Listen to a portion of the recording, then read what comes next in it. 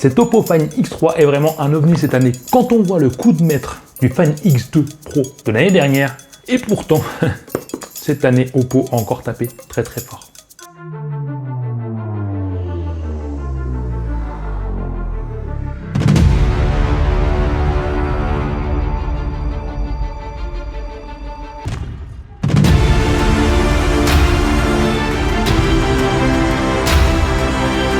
Dans cette vidéo, on va déballer le Oppo Find X3 Pro en bleu. Sache qu'il existe aussi en noir. Et bien sûr, en une seule déclinaison, tu auras 12 Go de RAM et 256 Go de stockage. Et vu qu'on est sur le haut de gamme de chez Oppo, eh ben, il tournera autour des 1000 €. À savoir que là, il est descendu en dessous des 1000 €. D'ailleurs, je t'ai mis les liens en dessous si tu vas aller faire un tour, mais il va quand même baisser. Peut-être que quand tu regardes, il est encore beaucoup moins cher. On va pousser, mais moins cher. Cette année, toutes les Find X3 ont la même boîte. En gros, ça se ressemble, bon, elle est sobre, c'est une boîte. À l'ouverture, tu vas découvrir donc la notice, l'extracteur de carte SIM, et là, sur ce modèle-là, je n'ai pas de coque. C'est un petit peu dommage, peut-être que toi, tu en auras une, ça dépend aussi du revendeur. On est sur le modèle spécial journaliste, tu vois. D'ailleurs, merci Oppo de m'avoir prêté gentiment ce Find X3 Pro pour le test. Bon, en dessous, on va découvrir le smartphone bien emballé, et il me donne clairement trop envie, mais on va le voir après. Et au fond de la boîte, tu vas retrouver le chargeur en charge super rapide 65 watts et un câble en USB Type C qui est quand même bien costaud, quoi. Et puis au-dessous, tu vas retrouver le kit main libre en prise USB Type C. Donc, ça veut dire que tu n'auras pas de prise jack sur ce smartphone. Clairement, la première chose qu'on se dit quand on l'a en main, on se dit waouh. Ouais, Oppo a réinventé le style du smartphone. Il est clairement sorti des standards, tu vois, et ça, bravo. Le dos fait classe, il prend pas les traces de doigts, ou voire vraiment très peu pour que je m'en aperçoive, et c'est vraiment réussi. C'est super agréable au toucher, c'est doux, ça a des rebords arrondis, bon, faut dire clairement que ça claque. Mais là où Oppo a tapé fort, c'est sur le module photo qui est complètement intégré sur la coque arrière. Alors oui, il ressort un tout petit peu avec un relief, mais c'est parfaitement intégré, et ça donne un style du jamais vu. C'est juste super joli, il faut l'avouer. Je sais pas ce que t'en penses, dis-le moi dans les commentaires, mais moi je trouve ça super original et ça rend bien, ça fait vraiment premium. C'est beau, c'est discret comparé aux autres qu'on voit avec des modules photo énormes. Non, c'est réussi. Vraiment, je trouve ça réussi. Après, je suis peut-être le seul à penser ça, je suis dans mon nuage, tu vois. N'hésite pas à me le dire en dessous. Après, sur les rebords, on est sur une sorte de métallisé bleu qui va accentuer grandement le premium, ça fait vraiment joli. Non, c'est un design super beau. Sur la partie droite, tu vas retrouver à son habitude chez Oppo le bouton Power, et sur la partie gauche, le volume plus/moins. Alors oui, si tu n'as pas l'habitude, franchement, il faut très peu de temps pour t'habituer, et moi, j'apprécie. Sur la partie haute, rien de dingue, tu vas retrouver juste le micro, et quand tu regardes en dessous, donc sur la partie basse, tu vas retomber sur le haut-parleur, la prise USB Type C, un autre micro, et le tiroir de carte SIM qui te permettra de rentrer 2 nano SIM 5G. Et oui, on est bien compatible 5G, tu me diras, pour le tarif, heureusement. Et bien aussi, toutes les bandes 4G, important. Bien sûr, tu n'as pas d'extension de mémoire, tu resteras avec tes 256 Go de stockage interne. Mais t'as de quoi faire, avec 256 Go, t'es tranquille pendant un moment. Et pendant que j'y pense, on est sur du Bluetooth 5.2, on a le Wi-Fi 6, ça c'est top, et il est bien compatible NFC. La partie avant est magique, sérieusement, grâce à son écran incurvé de chez Samsung en AMOLED Infinity X. Super AMOLED. Oui, c'est un écran de 6,70 pouces en QHD+, du 3270 je crois par 1444 pixels. Non, 3216 par 1440. Et avec un taux de rafraîchissement de 120 Hz, mais 120 Hz adaptatif. Ah oui, adaptatif, ça veut dire que selon ton utilisation, tu peux être sur un jeu qui n'a pas besoin de 120 Hz et donc le portable, l'écran va s'adapter automatiquement pour consommer moins de batterie. Donc quand tu seras en veille, il sera diminué au minimum. Et donc, tu économiseras de la batterie. Et le pire, c'est que tout ça est quand même dans un format plutôt compact. Ah oui, parce qu'il fait environ 163,6 mm de hauteur, on est sur une largeur de 74 et on est sur une épaisseur de 8,26. Tout ça pour un poids de 193 grammes.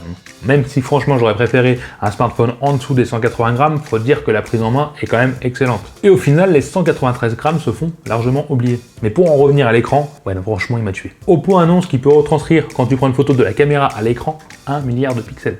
Non, de couleurs. Oui. Tu imagines même pas, je sais. Moi non plus. D'ailleurs, dès qu'on dit milliard, moi ça me fait waouh. Peu importe si tu me dis milliard, c'est waouh. Bon, clairement, les couleurs sont magnifiques, il est super bien calibré, il est sensible. On est sur un écran juste parfait. Que tu regardes des vidéos, que tu sois en train de naviguer sur internet, etc., je peux te dire que tu vas juste kiffer. Pour être honnête, quand tu repasses à un autre smartphone plus bas de gamme, t'es dégoûté. Et c'est là où tu te rends compte que l'écran est vraiment magnifique. Personnellement, cet écran, il m'a conquis totalement et je suis complètement jaloux que mon Oppo Find X3 Neo ne l'a pas. D'ailleurs, je l'ai testé ici si tu veux aller voir. Voilà, ça m'énerve. Et en même temps, si tu peux déraper juste en dessous sur t'abonner à la cloche de notification, ça te permettra d'aider la chaîne à évoluer. Toi, ça ne te coûte rien, c'est ta façon de dire merci. Et si tu as envie, pour compléter, il y a vraiment de tout sur Instagram et Facebook, viens faire un tour, franchement, tu ne le regretteras pas. Déjà, on est sur ColorOS 11. Alors si tu connais pas, c'est bien Android 11 amélioré par Oppo, avec sa version ColorOS. Oui bon, si tu me suis, tu sais que j'aime clairement ColorOS, et qui est vraiment complet pour te citer quelques exemples, comme la personnalisation des icônes, tu peux les agrandir, les rétrécir, la personnalisation de la police, la personnalisation des couleurs, le HoloLens Display que tu peux personnaliser, l'animation de l'empreinte digitale, l'animation des notifications, la traduction instantanée, tu as même le clonage du système, qui te permet un peu comme Windows d'avoir deux espaces personnels, un professionnel, un personnel ou un caché si t'es un vilain et un pas caché, qui vont s'ouvrir différemment selon l'empreinte digitale que tu auras enregistrée. J'en ai tellement testé des Oppo cette semaine que je t'invite à aller voir celui-là, tiens le Oppo Find X3 Lite que j'ai mis ici, je parlerai d'autre chose. Autre avantage, tu as aussi une option pour la sensibilité de l'écran selon les jeux. Même si aujourd'hui c'est un monstre de course avec le Snapdragon 888 et que tu n'arriveras clairement pas à le faire ralentir, en tout cas pendant 2 ans, tranquille. Et ben sache qu'en jeu tu pourras juste kiffer, tu as des graphiques de dingue au maximum, une couleur magnifique grâce à l'écran AMOLED infini de chez Samsung et une sensibilité juste parfaite. Et tu vas clairement juste pouvoir kiffer en jeu, mais vraiment. Bon, à part si t'es nul et que tu perds, là c'est autre chose. Et donc tu pourras même regarder des films et même regarder YouTube en même temps si tu veux. Tiens, une option en plus du ColorOS, tu peux regarder les deux en même temps. Je t'avais dit que c'était ouf ColorOS, je t'avais dit. Bon, tu l'as compris, il fait juste un sans faute pour le moment. Ouais. Niveau du son, on est sur un smartphone en stéréo. Il y a intérêt pour du haut de gamme. Mais je vais te laisser écouter puis je vais t'en parler.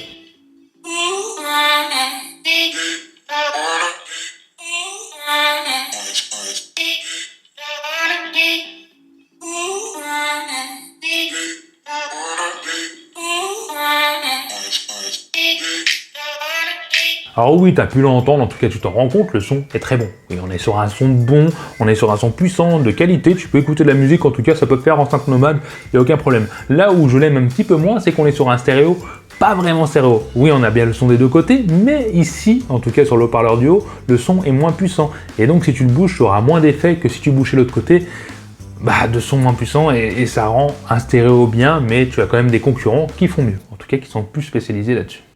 Encore un point fort de chez Oppo, c'est la recharge rapide. Et donc Oppo met 2 batteries à l'intérieur du smartphone, donc on est sur 2 batteries de 2250 mAh, et si tu additionnes les deux, on est sur du 4500 mAh. Pour le moment, c'est simple à vous. Et ce qui est bien là-dedans, c'est que ça va charger les 2 batteries, mais sans les agresser, ça va les charger plus lentement, mais vu que tu as 2 petites batteries, elles se chargent plus rapidement. C'est ce qui fait la recharge rapide, et au final, tu auras une batterie qui durera beaucoup plus longtemps, sans être agressée. Être stressé. Bon, je sens que j'en ai perdu quelques-uns. Sache aussi qu'il est compatible 30 watts cette fois-ci en charge sans fil. Avant que j'oublie, je voulais te le dire. Quoi qu'il en soit, tu tiendras facilement un jour, voire un jour et demi. Ça va aussi dépendre de ton utilisation. Même si c'est pas le plus performant au niveau de l'autonomie, sache que c'est largement suffisant, sachant que tu vas pouvoir le recharger complètement en 30 minutes. Donc c'est vrai que ça change totalement l'utilisation d'un smartphone. C'est plus comme avant, tu mets pas toute la nuit pour le lendemain. Il va faire popo et il est plein. Oh, j'ai oublié de te dire, sache qu'il est IP68, donc normalement il est étanche jusqu'à 1 mètre de profondeur pendant 1 heure. Mais bon, ne fais pas ça, c'est étanche aux éclaboussures, c'est déjà bien. J'aime aussi sur ce téléphone, c'est l'empreinte digitale qui est sous l'écran, qui est quand même du genre très rapide, faut l'avouer, c'est réactif, il n'y a aucun problème, avec le doigt mouillé, ça fonctionne du feu de Dieu, et la reconnaissance faciale qui est aussi extrêmement bien, que ce soit en basse luminosité, etc. C'est vrai que ça te posera jamais aucun problème, c'est juste magnifique quoi. En ce qui concerne la photo, je dois t'avouer que ça a été quand même pour moi difficile de te donner un vrai avis concret parce qu'on est sur une nouvelle caméra microscope et c'est simplement la première caméra sur smartphone en microscope. Donc être objectif, etc. J'ai fait de mon mieux. Et pour être honnête, au début, je me suis dit mais pourquoi foutre un microscope sur un smartphone, sérieux, mais je sens que je suis pas le seul à vous. Et au final, c'est pas si mal, vraiment. Avant toute chose, sache qu'on est sur 4 caméras, 4 capteurs photo. On a donc une lentille de 50 mégapixels ultra grand angle avec une ouverture à 2.2. On a la lentille principale qui fait grand angle et caméra standard pour les photos qui est une ouverture à 1.7 et donc de 50 mégapixels avec l'autofocus omnidirectionnel, la micro lentille donc microscope de 3 mégapixels et donc le téléobjectif de 13 mégapixels avec un zoom hybride x5 et un zoom numérique x20. Bon, l'interface photo reste simple, quoi qu'il arrive, c'est facile à utiliser. Ce qu'il y a d'intéressant aussi sur ColorOS, c'est qu'il propose le format pro et tu pourras aussi mettre la fonction log. Si tu connais pas log, en fait ça t'enlève toute la couleur, les contrastes, etc. que tu pourras donc monter après sur l'ordinateur pour mettre la couleur que tu veux pour donner un style ancien, nouveau, couleur vive, etc.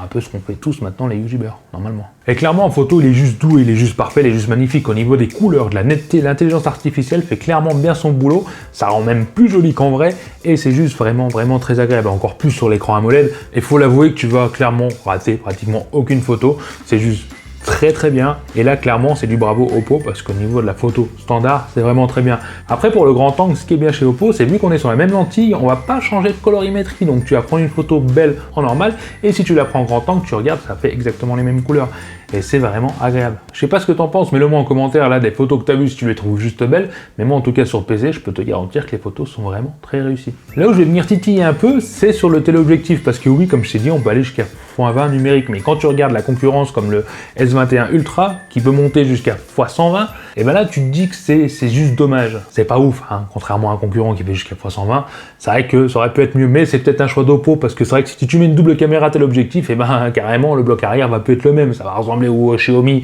Pro et ça fait un gros pataquès, c'est pas très forcément joli, parce que c'est mon avis, je préfère discret. Après en photo de nuit, comme tu vois, je suis sorti en mode guérilla ninja parce qu'on est en confinement et c'est juste joli, vraiment c'est très bien traité, c'est bluffant.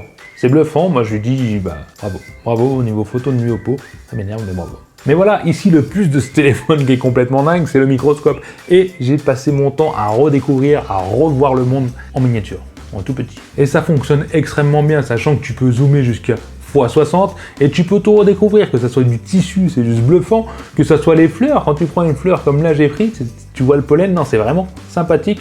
Après bon, le cookie comme j'ai mis, ça sert à rien, là c'est moche. Ou la manette de PS5 hein, qui est gravée justement en microscope, bah, les triangles etc. Ouais, tu peux redécouvrir pas mal de choses, c'est vrai que j'ai pas tout fait, j'ai pas tout vu, mais ça te permet de découvrir les choses différemment. Et au final, je trouve ça pas si mal d'avoir mis un microscope, ça change pas mal et c'est vrai de redécouvrir des choses, ou même des insectes, ou des bêtes. J'imagine même pas, d'ailleurs dis-moi dans les commentaires ce que toi t'aurais pris en photo. Tu crois vraiment que j'allais prendre une photo de ça? Bon, ok. Je l'ai fait, mais pas devant tout le monde, pas sur YouTube. Alors c'est clair, tu vas pas l'utiliser tout le temps non plus, hein, ça reste entre guillemets un petit gadget, mais c'est sympa. C'est sympa, c'est ça en plus, c'est ce qu'il a en plus des autres, et on aime bien. En frontal, rien de fou, on est sur un 32 mégapixels au niveau de la caméra, les photos sont quand même pas mal réussies, et même en basse luminosité, bah écoute, il s'en sort plutôt bien, et bah on demande pas plus. Après, au niveau de la vidéo, il faut dire qu'il est quand même bien monté, hein. On peut tourner jusqu'à 4K 60 images par seconde, et ça va donner ça. Alors nous voici en 4K 60 images par seconde, même si sur ce montage tu verras que 60 images par seconde, que 30 images par seconde, pardon, mais au moins tu verras un peu le paysage. Allez, un petit autofocus. Et là on est juste en stabilisation normale, hein. J'ai pas activé quoi que ce soit et ça a l'air vraiment, alors sur l'écran ça a l'air vraiment top, mais vraiment magnifique quoi. Et donc là on est en hyper stabilisation avec 60 images par seconde, toujours pareil en 4K. Et bah je marche et on va faire des petits bonds, hein. On va sauter un petit peu pour que tu voyes. Alors franchement, alors en tout cas sur l'écran, ça a l'air juste magnifique. Et je vous laisse profiter un peu du paysage. Clairement c'est très bien, c'est une caméra professionnelle, la stabilisation est très bonne, les couleurs sont très bonnes, l'autofocus est très bon. Tout est bien, tu as pu le voir par toi-même, je suis juste bluffé aussi par la caméra 4K. Mais en frontal, on va être en 1080p et 30 images par seconde. Nous voici donc en 1080p, 30 images par seconde, et j'essaye de cacher mon fils à l'arrière, et j'y arrive là, ça a l'air plutôt pas mal sur l'écran. En hyper stabilisation de ouf, en 1080p, toujours pareil, et je fais quand même des gros pas histoire de, mais je vais me casser la figure, mais ça a l'air d'aller. Ah non, il faut que je casse mon fils. Ah, on le voit pas, c'est bon. Alors même si c'est très net, très joli, il faut l'avouer, c'est très bien, la stabilisation même très bonne, hein, j'étais plutôt bluffé par ça. Bah, pourquoi pas mettre du 4K? Du 4K en avant, je voudrais du 4K. Peut-être que ça se fera en mise à jour, hein, plus tard sur ColorOS, mais là non, je comprends pas. C'est peut-être pas utile aussi, tu me diras, mais moi j'aurais aimé. Au final, l'avantage de ce Find X3 Pro, c'est qu'il est équilibré et il a été vraiment conçu pour monsieur et madame tout le monde, toi ou moi. Tandis que certains se sont plutôt spécialisés dans la photo comme le téléobjectif x120 ou que ça soit plus pour le son, celui-là il s'est carrément mis en équilibre, c'est-à-dire qu'il est très bon de partout, mais il n'excelle pas forcément sur une photo ou sur le son, mais il sera vraiment compétent en tout, même excellent. Faut l'avouer, la Oppo a juste bien misé entre des photos super magnifiques, entre une charge méga rapide avec ColorOS 11, l'écran complètement dingue en 100 Hz et la puissance du processeur qui est juste pas dingue. Bien sûr, il a quand même quelques petits défauts. Comme je te disais, le son stéréo est très bon, de bonne qualité, mais c'est dommage qu'on n'ait pas eu l'enceinte en haut pour équilibrer parfaitement, pour être immergé comme certains le font, ou d'avoir le téléobjectif en tout cas plus que x50 voire x120. Mais au final, il est parfaitement équilibré et tu ne seras clairement pas déçu. Ouais, encore une démonstration de Oppo. Bravo. Si tu as aimé cette vidéo, n'hésite pas à mettre ce petit pouce bleu. Et les Tokiwan, tiens, je vous dis à la prochaine vidéo. J'espère que ça t'a plu. Allez, bye. Allez, à vous, t'as aimé la vidéo. Lâche-moi un petit commentaire en dessous pour me dire ce que t'en penses. Abonne-toi, sinon tu seras marabouté par les yeux de Tokiwan toute ta vie. Viens vite me rejoindre sur les réseaux sociaux et mate ma dernière vidéo juste ici. Allez, je compte sur toi pour la prochaine vidéo. Bye bye.